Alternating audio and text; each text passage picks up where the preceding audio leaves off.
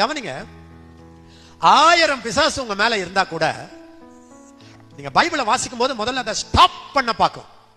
Stop stop stop பண்ணும். நீங்க அந்த ஸ்டாப்ல மட்டும் நிக்காம படிச்சுனே இருந்தீங்கன்னு வச்சுங்களேன், பைபிளை படிச்சா உங்களுக்கு ஒரு நல்ல செய்தி சொல்றேன்.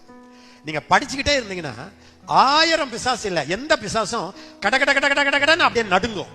படிச்சாலே, நீங்க வாயில கூட சொல்ல வேண்டாம், படிச்சுக்கிட்டு இருந்தாலே அப்படியே கட கட கட கடன்னு ஆடும் பிசாசு. இன்னும் கொஞ்ச நேரம் படிச்சீங்கன்னா உங்க பக்கம் வரவே பயப்படும்.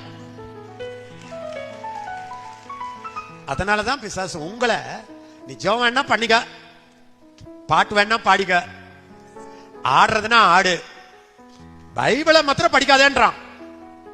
புக்க கூட படி, மெசேஜ கூட கேளு, இந்த பைபிளை திறந்து படிக்காத. அண்ணா எனக்கு விளங்கல, விளங்குனாலும் சத்தமா படிங்க.